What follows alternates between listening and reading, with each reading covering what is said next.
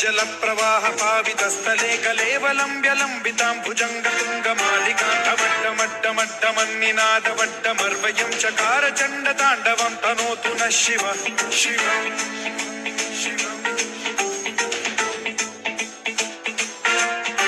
जटाकटाह सम्भ्रम भ्रम निलिम्ब निर्झरी विलोल वीचि वल्लरी विराजमान मूर्धनि धगद्धगद्धगज्ज्वलल्ललाट पट्ट पावके किशोर चन्द्रशेखरे रति प्रतिक्षणम्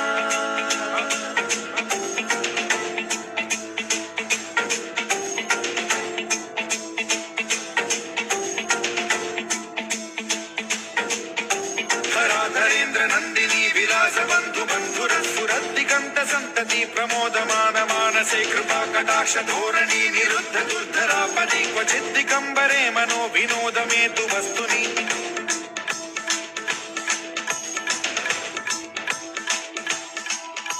जटाभुजंग पिंगल स्फुरत् प्रणामणि प्रभा कदम्ब कुङ्कुमद्रव प्रलिप्त दिग्वधूमुखे मदान्त सिन्धुर स्फुरत्वगुत्तरीय मेधुरे मनो विनोदमद्भुतं बिभर्तु भूत भर्तरि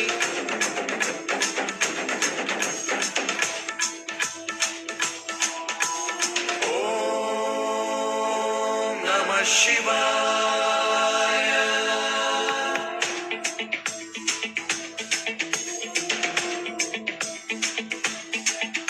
सदा शिवं भजाम्यहं सदा शिवं भजाम्यहम् ॐ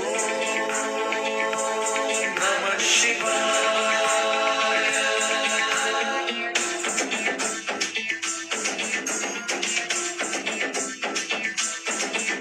सहस्रलोचनं प्रभृत्य शेषलेख शेखर प्रसून धूलि धोरणी विधूसराग्रिपीठभूभुजङ्गराजमालया निबद्ध जाट जूटक श्रियै चिराय जायतां चकोर बन्धुशेखरः ललाट चत्वरज्ज्वल धनञ्जय स्फुलिङ्गभामि पीत पञ्चसायकं नमन्निलिम्पनायकं सुधामयूखलेखया विराजमान शेखरं महाकपालि सम्पदे शिरोजटालमस्तु नः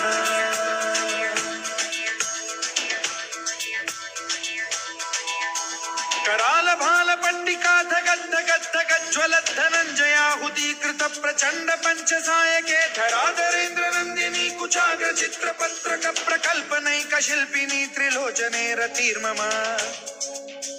नवीन मेघमण्डली निरुद्ध दुर्धर स्फुर कुहूनि शीथिनी तमः प्रबन्ध बद्ध कन्धरः निलिम्प निर्झरीधरस्तनोतु कृत्ति सिन्धुरः कलानिधान बन्धुरः श्रियं जगद्धुरन्धरः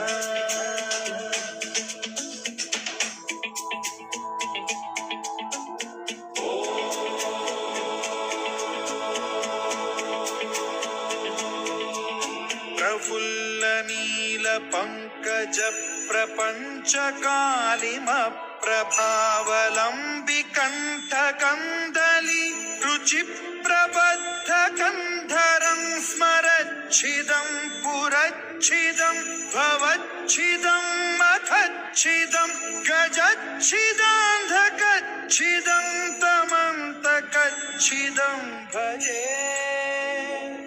अखर्व सर्व मंगला कला कदम्ब मंजरी रस प्रवाह माधुरी विजृंभणा मधुव्रतं स्मरान्तकं पुरान्तकं भवान्तकं मखान्तकं गजान्तकान्धकान्तकं तमन्तकान्तकं भजे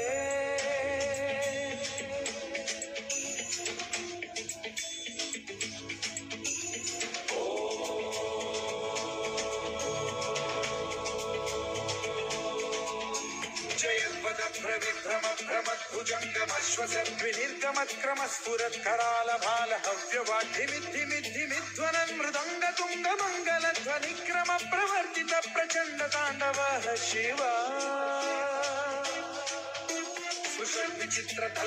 भुजङ्गमौक्तिकट्रजो गरिष्ठरत्नलोष्टयो गुरुद्विपक्षपक्षयो कृष्णारविन्द चक्षुषो प्रजामही महेन्द्रयो समप्रवृत्तिकः कदा सदा शिवं भजाम्यहम्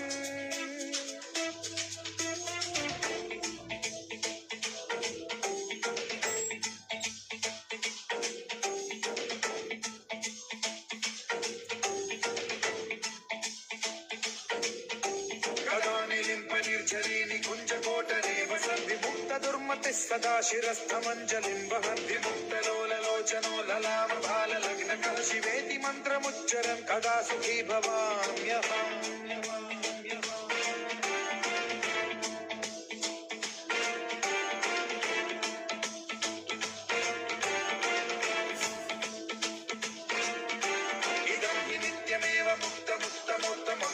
पठन् स्मरन् ब्रुवन्नरो विशुद्धिनेति सन्ततं हरे गुरौ सुभक्तिमाशु याति नान्यथा गतिं विमोहनं हि देहिनां सुशङ्करस्य विमोहनं हि देहिनां सुशङ्करस्य विमोहनं हि देहिनां सुशङ्करस्य चिन्तनम्